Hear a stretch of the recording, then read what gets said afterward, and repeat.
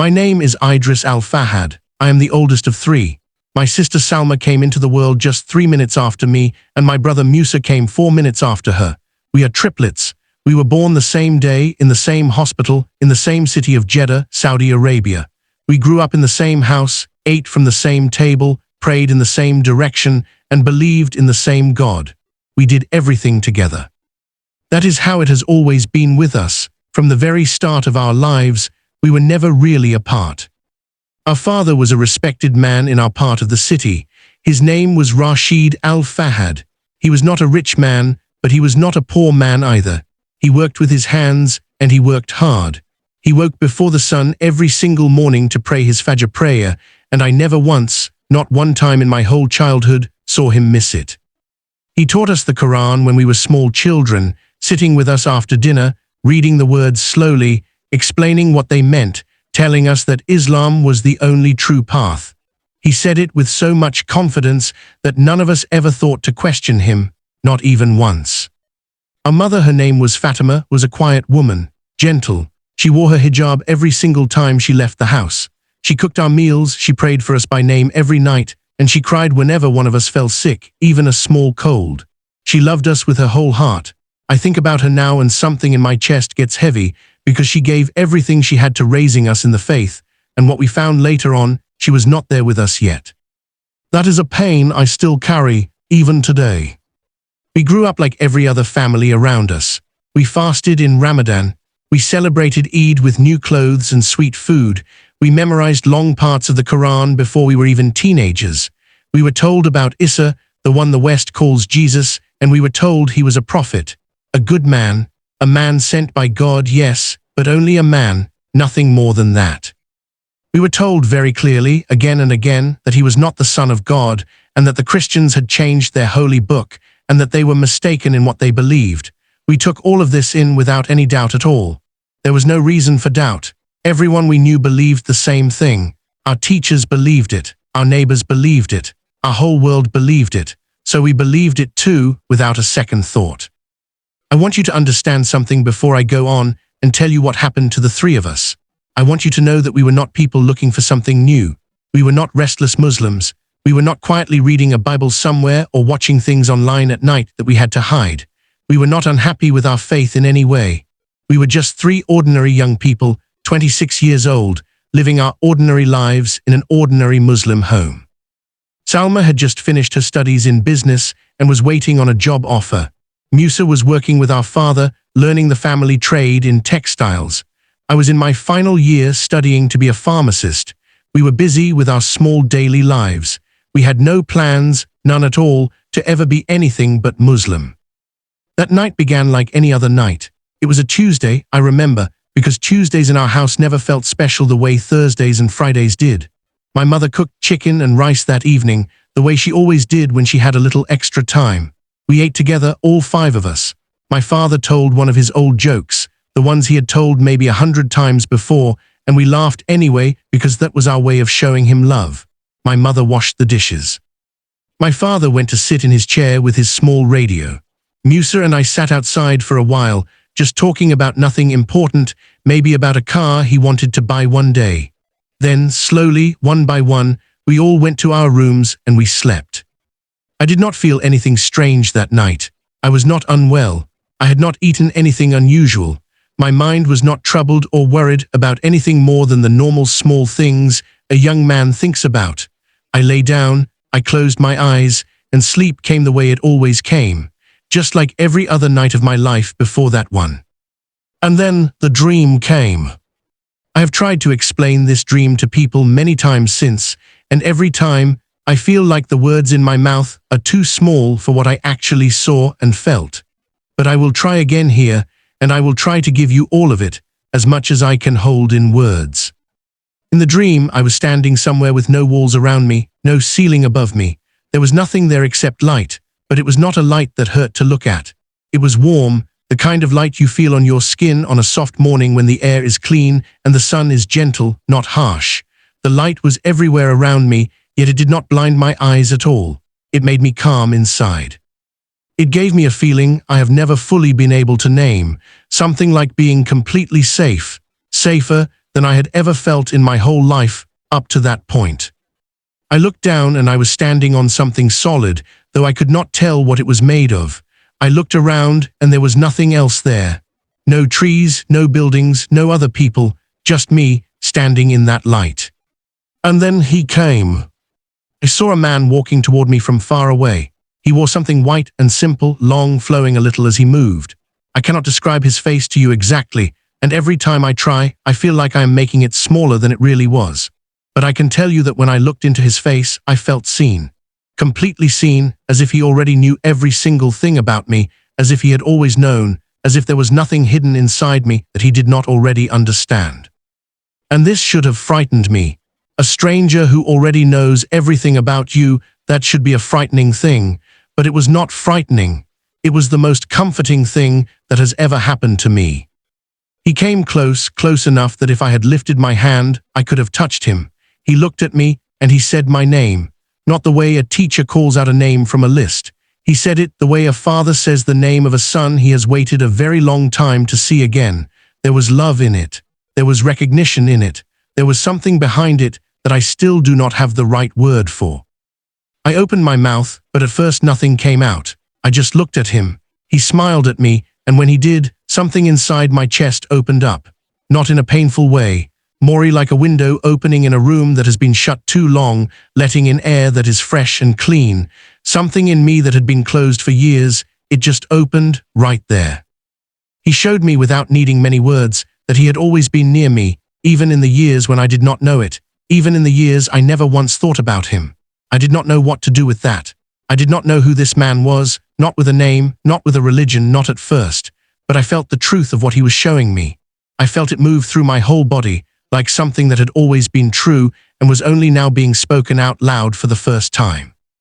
He let me know, in a way that went past words, that I had been searching for something even when I did not know I was searching, and that he was the very thing I had been searching for all along. My eyes filled with water. I was crying there in the dream, and I was not ashamed of it at all. The tears simply came, and somehow it felt right that they should come. He looked at me with such steady eyes, not judging me for anything, not asking anything of me, just looking, the way you look at someone you love deeply, and in that look, I felt like he was saying things too big to fit inside ordinary words. He reached out his hand and placed it on my shoulder, and when he touched me, something moved through my whole body, from my shoulder down through my legs and back up again.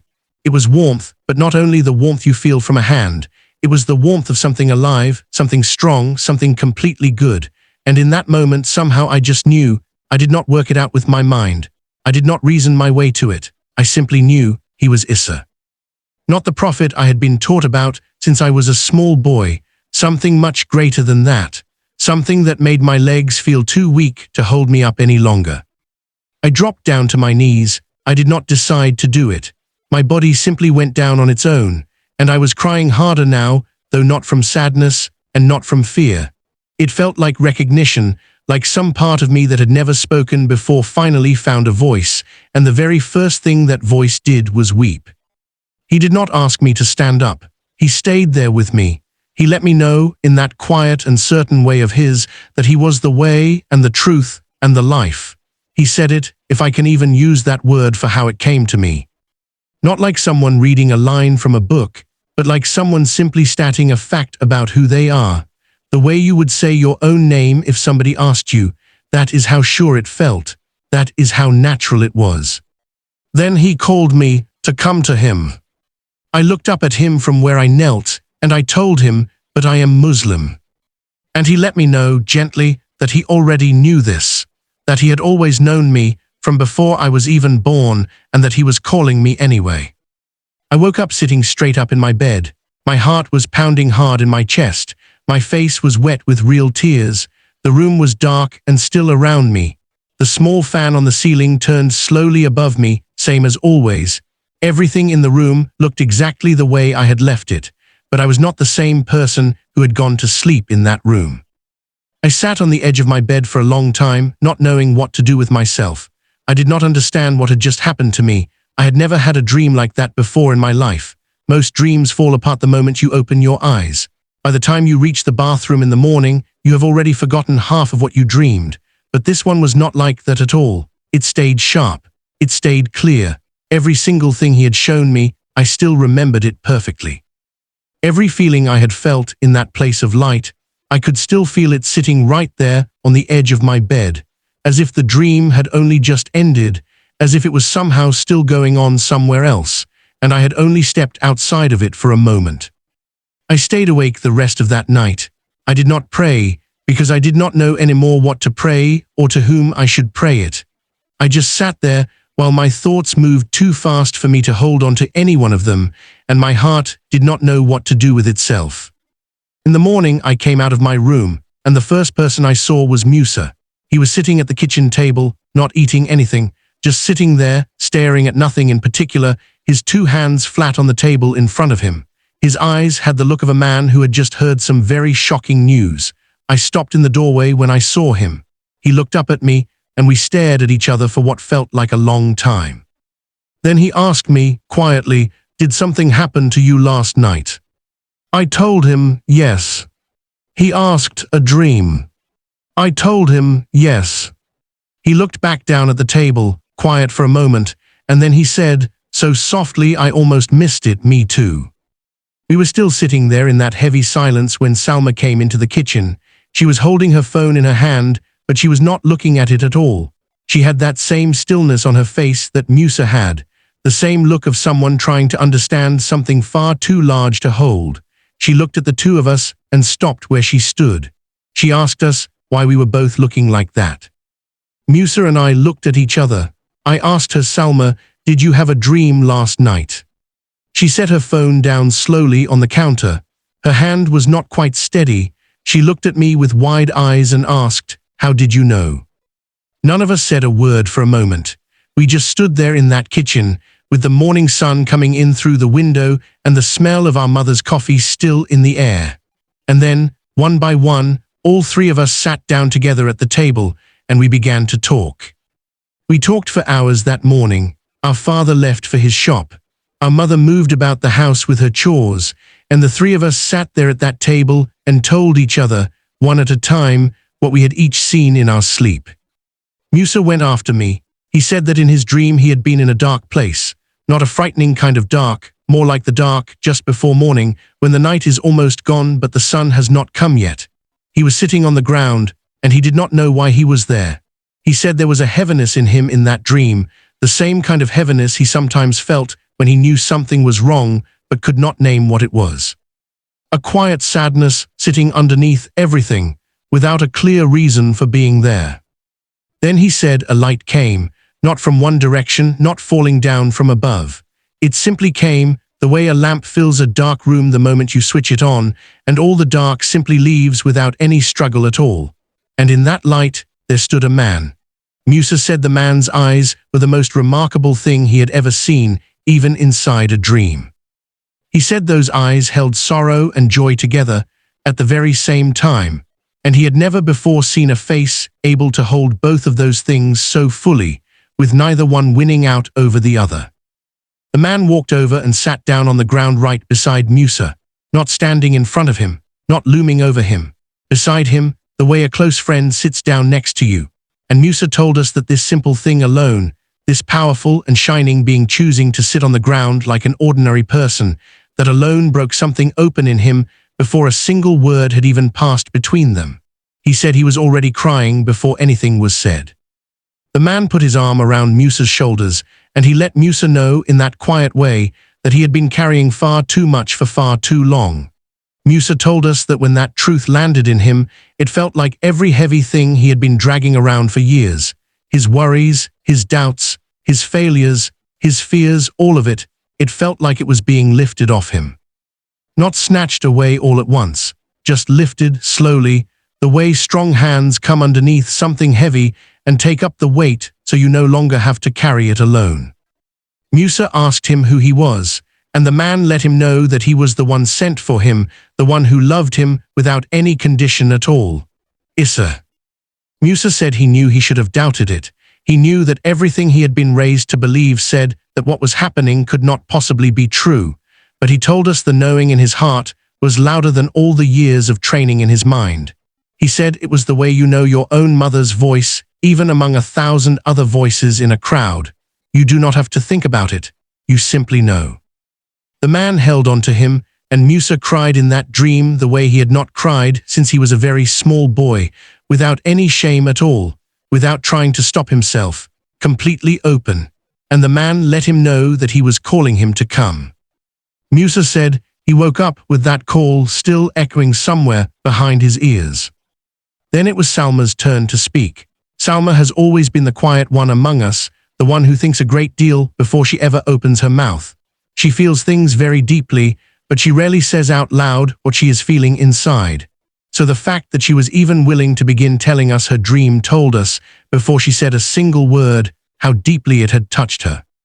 She said that in her dream she had been standing in a garden, not any garden she had ever seen before. She said the colors, they were more alive than ordinary colors, that the green of the grass looked the way grass looks in a photograph someone has brightened on their phone, except that it was not artificial at all. It was simply real, more real than anything she had ever looked at before. She said she kept wanting to look at the flowers because they were so beautiful, but she could not stop looking at the man standing in the middle of that garden either. He stood very still, and he was looking straight at her.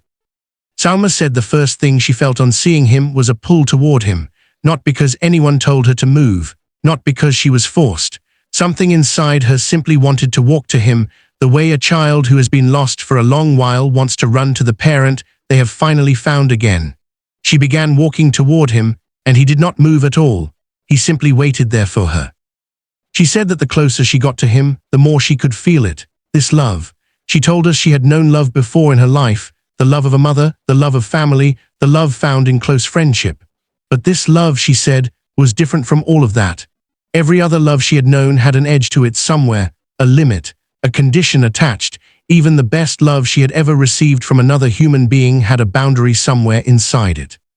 But this love coming from the man standing in that garden, as she walked toward him, she said it had no boundary at all.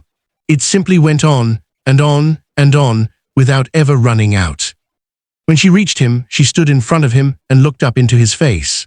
She said his face was the face of someone who had suffered greatly and had come out the other side of that suffering. Not someone who had never known pain, but someone who had known real and terrible pain and had walked all the way through it and come out whole on the far side. She said there was something in his face she had never seen on any human face before, and she did not have a word for it. The closest she could come was to call it dignity, but far greater than dignity as she had ever understood the word. As though dignity had some deeper, fuller version, and his face held that fuller version. He let her know her own name. She said just hearing her name spoken in his voice made her stop breathing for a moment. He let her know that he had been waiting for this moment for a very long time. She asked him who he was.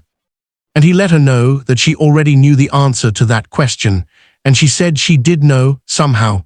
She had known it from the very first moment she saw him standing there in the distance. She simply wanted to hear it confirmed. He told her that he was Issa, the son of the living God, and that he loved her, Salma, by name.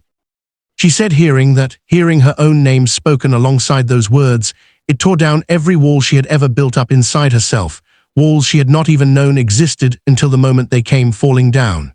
She dropped to the ground there in that garden and held onto the edge of his robe, and she said she could not stop repeating that she was sorry, again and again. She did not fully understand, even as she said it, what exactly she was sorry for. She simply felt an enormous sorrow rise up in her for all the years she had lived without knowing him, for all the prayers she had once prayed to a God who had always felt distant, who had always asked everything of her while giving no real certainty back in return, for all the years spent trying so hard to be good enough. She was sorry for all of it, though not sorry in a way tied up with fear of punishment. Sorry the way you feel sorry when you finally understand that you have been missing something precious for a very long time, and only now have you finally found it again. He reached down and placed his hands gently on either side of her face, the way you would hold something precious and fragile, and he let her know that she had never once been lost to him, that he had always known exactly where she was, that he had always been coming for her. She woke up holding her own face in her own two hands. She had been crying in her sleep, and the tears were still wet on her cheeks when she opened her eyes. When Salma finished telling us her dream, she put both hands flat on the table and looked straight at Musa and me and said, "This was not a normal dream." Neither of us argued with her. We sat there at that table a long while afterward, none of us speaking. There was too much to say and no easy place to start. This was our home, our parents' house. Everything in that house was Muslim through and through. The Quran sat on the shelf in the sitting room. Our prayer mats were folded neatly in the corner. The call to prayer drifted over from the mosque nearby 5 times each day, and it had always been the steady rhythm underneath our whole lives. And now the 3 of us sat there at our mother's kitchen table, carrying something so large, so strange, that we did not even have the right words for it yet. Musa finally said, quietly, "What do we do with this?" I did not answer because I truly did not know. Salma said, "We cannot just pretend it did not happen." I said, "No, we cannot." We fell quiet again. Then Musa said, "All 3 of us, the very same night, the very same man." He let that hang there in the air a moment. "What are the chances of that?" he asked. There were no chances of that at all. We all knew it, somewhere deep down. 3 people sharing one dream would be strange enough on its own, but 3 people who were triplets, who lived in the very same house, who had never once had a serious talk about Isa or about Christianity, who had never stepped inside a church or opened a Bible, all 3 of us seeing the very same man in our sleep on the very same night, all 3 of us hearing our own name spoken by him, all 3 of us waking with the very same certainty settled deep in our chest.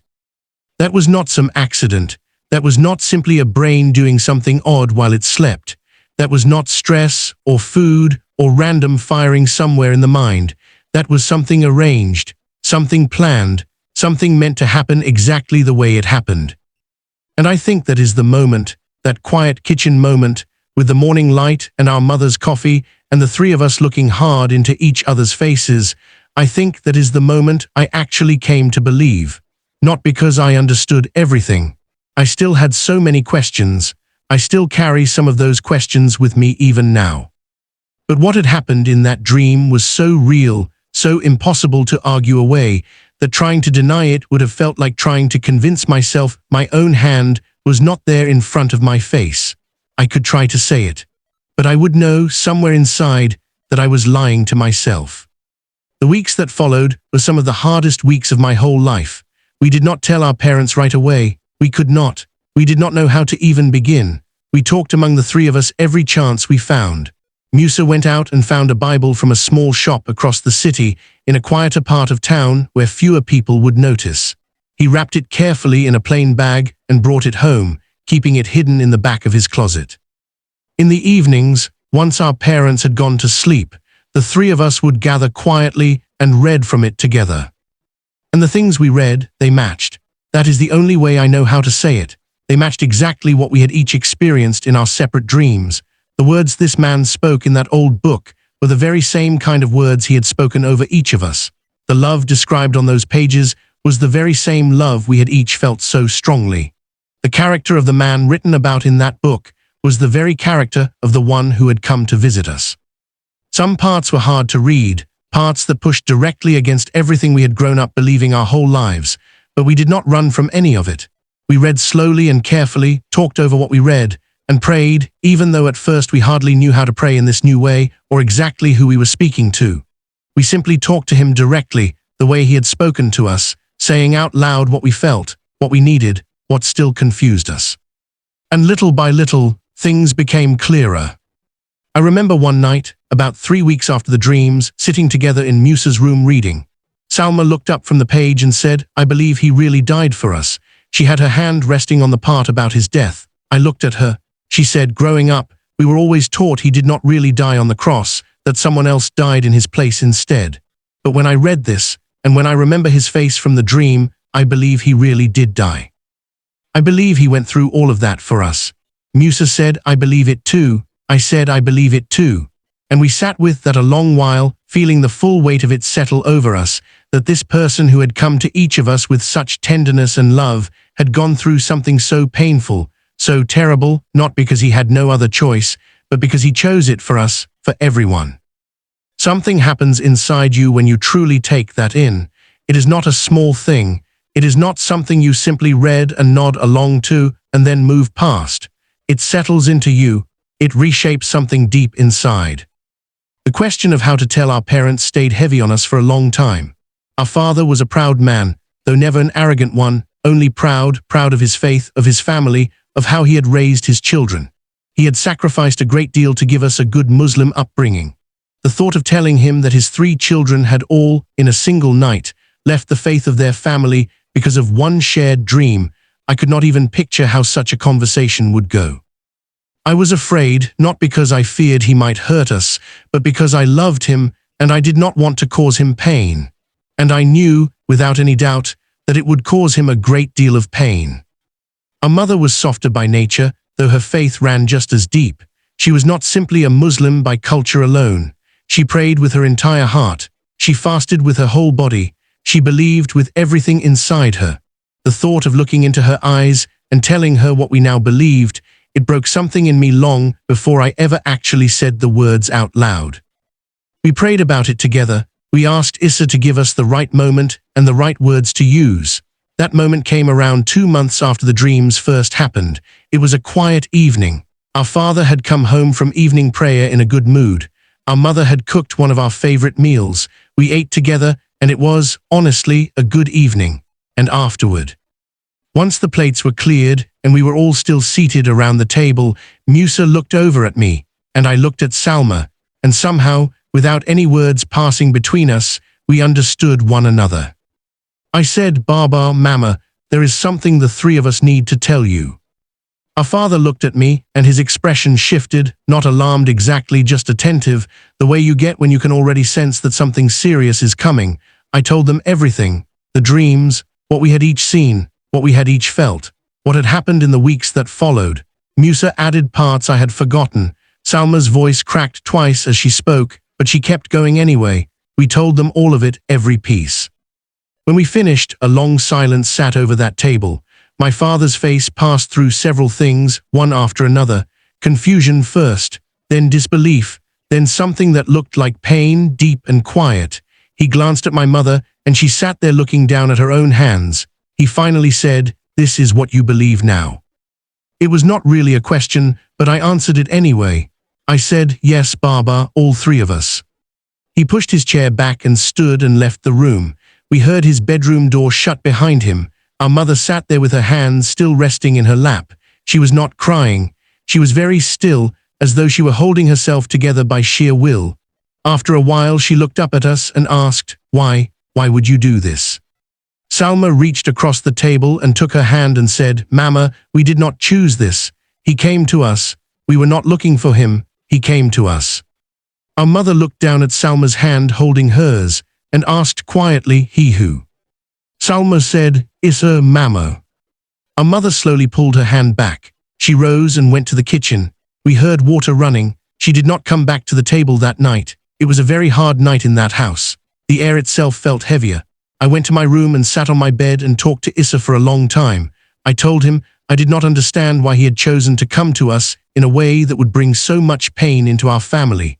I was honest with him about everything I was feeling. I told him I was thankful and I was certain and I was not turning back. But I also told him it hurt. The pain we were now causing our family, it hurt very deeply. A kind of peace settled into that room as I sat there. I cannot explain it in any reasonable way. Nothing in the room had changed, but something inside me settled, like a steady hand placed over a troubled heart.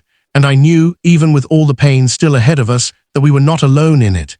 He had let me know in that dream that he had always been near me, and I believed, sitting there that night, that it was still true. I believe it to this day. The months following our telling our parents were not easy months, and I will not pretend otherwise. Our father stopped speaking to us for weeks at a time. Not completely, he would still answer if spoken to, but the warmth had gone out of his voice. He no longer looked at us the way he once had. There was a sadness in his eyes every time he looked our way that hurt worse than anger ever could have. Anger, I could have met with something. Sadness had nowhere at all for me to put it. It simply sat there, unresolved, between us. Our mother was different. She tried in her own quiet way to understand, even while she did not agree with any of it. Sometimes she would come and sit with me when Musa and Salma were out and ask me to tell her again about the dream. What exactly did he look like? What exactly did he show you? She listened very carefully each time, and then she would fall quiet. She never told us she believed us, but she also never once told us we were lying. And the way she listened, with such careful, searching attention, I sometimes thought she was not only listening with her ears. I thought she was testing it, quietly, against something stirring inside her own heart, something she was not yet ready to speak out loud. We found a small underground gathering of believers, not an easy thing to do in that part of the world, but there are believers scattered everywhere, even in places where being one is dangerous. A man I came to know through some very careful and quiet searching online eventually, after much caution, introduced the three of us to a small group who also believed. Arab believers, some converts like ourselves, some who had believed their whole lives but had always kept it very hidden. They met in a small apartment, reading the Bible together, praying together, worshipping together in a way that stayed hushed but still felt so alive. The first time the three of us walked into that small apartment and sat down among those people, I cannot fully describe what that felt like. They were strangers, and yet they welcomed us as though we were not strangers at all. An older woman named Rima took Salma's hands in both of hers and told her, "Welcome home." And Salma cried, right there by the door. She simply cried, and Rima held her and let her. I thought about those two words the whole walk home that night. Welcome home. We had only ever thought of what we were doing as a leaving Islam, leaving our family's whole tradition, leaving the only world we had ever known. And yes, all of that was true, we were leaving. But Rima's words showed me the other side of it that I had not seen before. We were not only leaving something behind, we were also arriving somewhere. Arriving at a place we had never been before, yet one that somehow felt as though it had been waiting for us all along. Musa changed the most visibly of the three of us over those months. He had always been a little restless before, a little unsettled inside himself. He would throw himself into things and then quickly lose interest. He started projects he never finished. He had energy without any real direction to carry it. But after the dream, after we began reading together and meeting with the small group and praying together, Musa found something in himself he had never had before. Direction. Stillness, not the stillness of boredom, but the stillness of a man who has finally found the place he was always meant to be standing. He began reading everything he could get his hands on. He asked the older believers endless questions. He would sit with that Bible for hours at a time. We could all see the change in him. Salma opened up more than she ever had before. She had always kept a little distance from people, warm but guarded. After the dream and everything that followed it, that distance began to shrink. She noticed more of the world around her. She laughed more easily. She cried more easily too, which might not sound like a good thing on its own, but for her it was. She had always kept her feelings tightly controlled. Now she let them come when they came.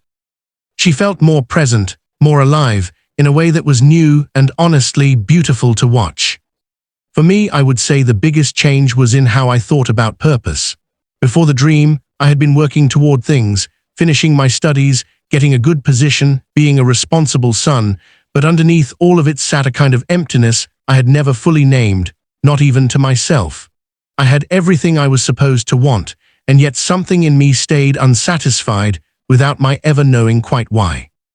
After the dream, after coming to understand more of who Issa was, what he had done, what he taught about life and about every single person, that emptiness slowly began to fill, not all at once. Slowly, the way a room fills with light as the sun climbs, little by little, more light coming in, until you look around and realize the whole room is bright, and you cannot even remember when the last of the dark finally left. I want to speak about that dream one more time, because there's something about it I have turned over in my mind many times in the years since. When he came to me that night, he did not come with an argument.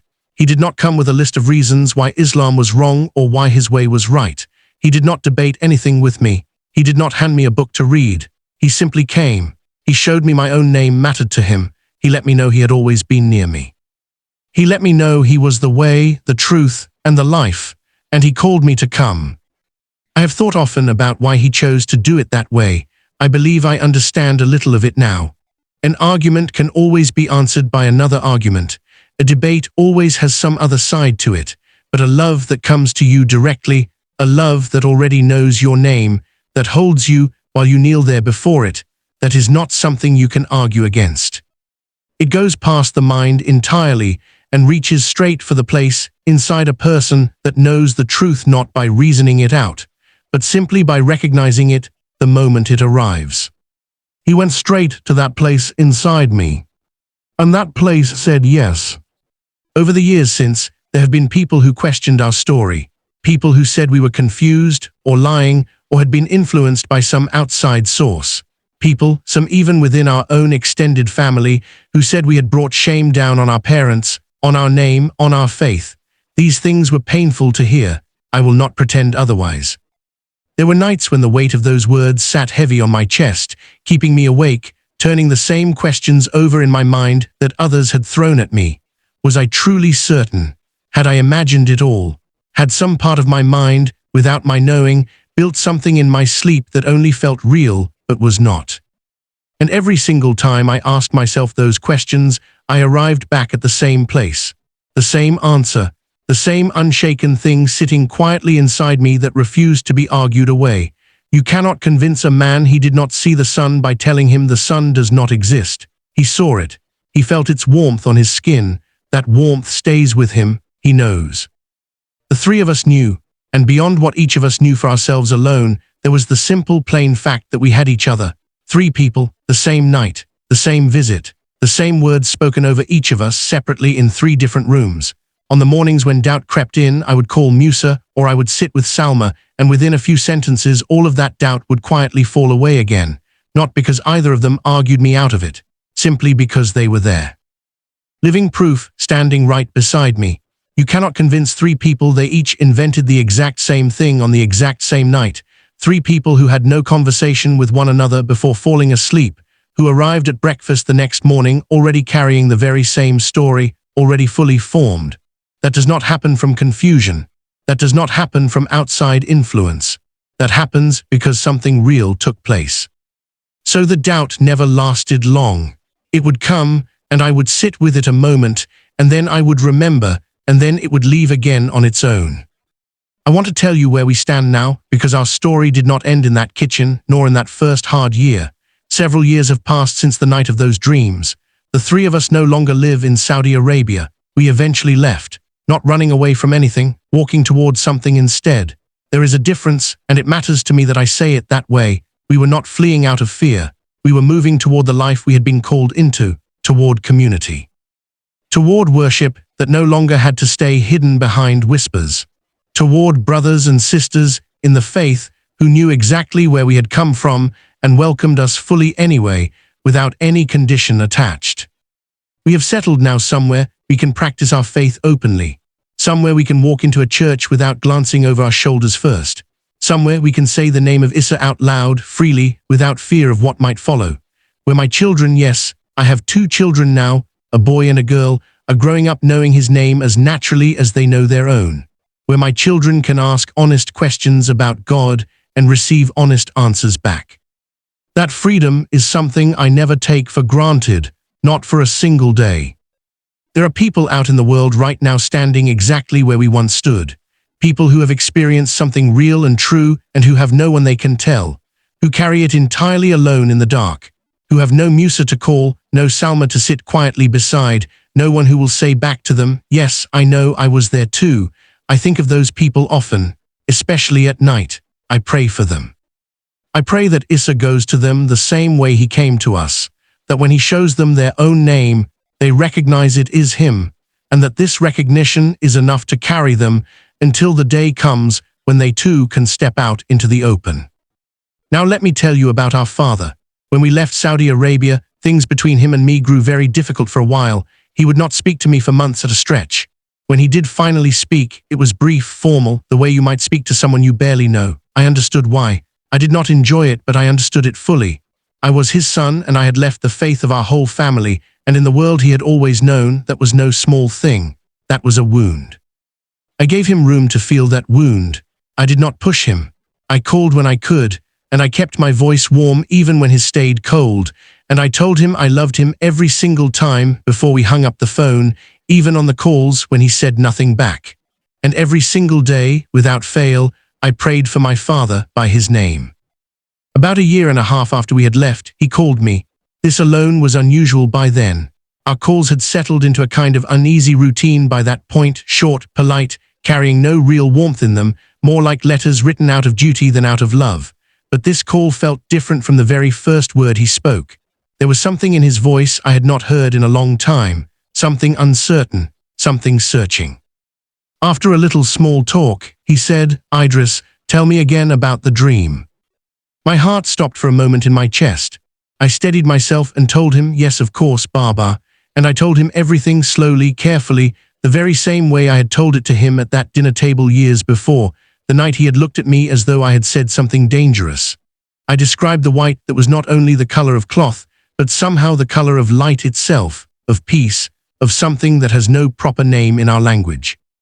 I told him what he had shown me, how he had spoken my name, how it felt to hear my own name in that voice, how it felt to have a hand rest so gently on my shoulder, carrying such complete knowledge of who I was and everything I had ever carried. My father was quiet for a long time after I finished. Then he said, very softly, "I have been having dreams." I did not say anything. I waited. He said, "I have not told your mother. I have not told anyone at all. But for several months now, there has been a dream that keeps returning to me again and again. There is a man dressed in white. He does not speak yet. He only stands there and looks at me, and I feel something when I see him that I have not felt during my own prayers in many, many years. Something I had nearly forgotten the feeling of altogether." I said, "Baba." He said, "I do not know what it means." I said, "I think you already know, Baba." He fell quiet again, that long quiet of a man who does know something but is not yet ready to say it out loud, a man standing at the very edge of something, looking down into it. I did not push him. I only stayed with him there in the silence. I have learned, in the years since, that sometimes the most loving thing you can do for someone is simply to remain on the other end of the line and let them stay, however long they need, in the middle of whatever they are in the middle of. Then he said, "Maybe." That was all, maybe, one single word, and yet it was the largest word I had ever in my life heard my father speak.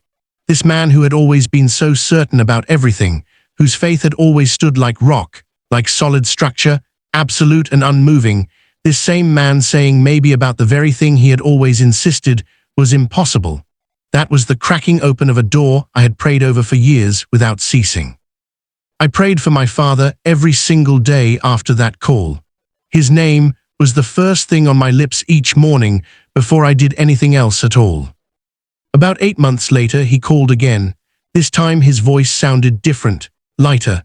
There was something in it I recognized at once, because I had once felt it myself. The sound of someone finally setting down something very heavy that they had been carrying alone for a very long time. The sound of relief.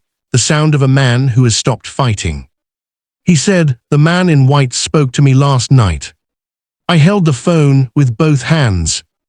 He said he let me know that he had been patient with me, and then he said, "Come," just that one word, "come." My eyes burned. My father asked me, "Idris, who is he?" I said, "Baba, you already know who he is." My father drew a long, slow breath on the other end of the line, the breath of a man arriving somewhere at the very end of a long journey. And then he said the words I had prayed for years to finally hear him say. He said, "He is Issa, is he not?" I said, "Yes, Baba, he is Issa." And my father, this proud and quiet and deeply devoted man, who had raised his children inside the mosque, who had never once missed a single prayer his whole life, who had wept with anger the day I first told him what had happened to the three of us, my father wept on the phone, not a small cry. Not the polite cry of a man simply moved by something, a deep cry, the cry of a man who had carried everything entirely alone for far too long and had finally been allowed to set it all down. A cry rising up from somewhere underneath all the years, underneath all the religion, underneath all the pride. I cried too, we both cried, and then we sat quiet together on that call, and it was the most connected I had felt to my father in years. More connected, even, than in all the years before the dreams had ever come to us, because this time there was nothing hidden between us. This was two people with no pretending left standing between them. He came to faith slowly, carefully, in his own way, the same way my father had always done everything in his life, slow and careful and entirely his own. He did not rush into it. He is not a man who rushes.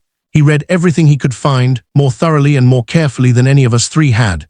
He asked hard questions, the kind that need real answers, not easy ones. He prayed to Issa and waited, watching closely for what stirred inside him each time he did. And slowly, over the following months, life came into him the way it comes into everything in springtime, quiet at first and then undeniable. We could hear it change in his voice every single time he called. The old formality was gone. The old distance had gone with it. He laughed more. He asked after my children by their names, and he remembered small details from conversations we had had weeks earlier. He was present with us in a way he had not truly been for many years. The first time I saw him in person after all of this, he held me for a long time. My father, who had never been a man to hold anyone for very long at all, he held on to me, and I felt his hand resting against the back of my head the way I had not felt it since I was a very small boy. And I thought of that hand of white light resting on my own shoulder, back in that dream, so long ago now. And I understood something new in that moment, about how love moves, how it travels from one set of hands into another, across time and across distance, and across every wall we had ever built up between us. My mother, she is still somewhere along her own path. She has not fully come to faith yet, but she is no longer the same woman she was on that first hard night. I do not say that lightly. She is softer now, more curious than defensive. Not long ago she asked me to send her a few things to read. She did not explain why. She simply asked, in the same practical way she might ask for a recipe or for directions to some address. And I knew enough, in that moment, not to make more of it than it was. I sent her what she asked for, and she read it, and later she called and told me, this is very different from what I expected. I asked her what exactly she had expected. She said, I expected it to be about leaving everything behind, but it seems, instead, like it is more about being found. I told her that was exactly right, exactly right. She is being found. I believe that with everything inside me. I believe it the same way I believe anything I have ever been most certain of in my whole life. She is being found, and the one doing the finding is patient, and he will not stop, not ever. I will end with this. I did not choose to have that dream. I did not go looking for Issa. I was a Muslim man living in a Muslim home in a Muslim country, and I had no intention, none at all, of ever being anything other than Muslim. I had no dissatisfaction that I was even aware of. No open wound I knew needed healing. No question I even knew I was asking. I was not searching. I was not seeking anything. I was only sleeping, and yet he came. He came to me and to my brother and to my sister all on that same night. He came into 3 separate rooms, and he stood there, and he called each of us by our own name, and he let us know he had always been near, and he called us to come. And we went. Not because we were brave. I want to be honest about that part. We were not brave at all. We were afraid many times in the years that followed, and there are still moments even now when we are afraid. The road of following him is not always an easy one, and anyone who tells you it is being untruthful with you. It is often very hard. Things are asked of you. You lose things along the way. Sometimes you lose people you love, at least for a season. There are nights that stretch on far too long. There is a real cost, and you feel that cost on real days, in real ways. But what you find, what is given to you, what comes and settles inside you and makes its home there when you finally say yes to him, there is no cost large enough to make it not worth it. I have counted the cost many times over the years. I count it, and then I count what I have been given in return, and there simply is no comparison. There is no comparison at all. He is real. I know he is real the same way I know anything at all. I saw his face. I heard in my own way what he showed me. I felt his hand resting on my shoulder, and he has proven himself real again and again, not only in that one dream, but in every single year and every hard moment and every ordinary morning since. He has not left. He promised he would never leave, and he has kept that promise every single day without fail.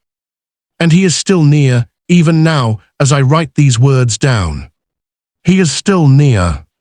If you are reading this, and something in you is stirring, something that recognizes even a small piece of what I have tried to describe here, something quiet that has been waiting a long time without even knowing what it was waiting for, I want to tell you that stirring is not an accident.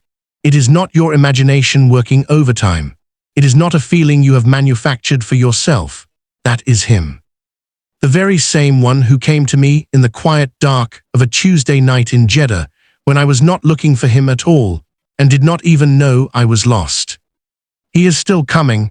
He is still moving through the nights of people who have not yet heard his voice. He is still calling. He is still speaking names. He is still saying, "Come."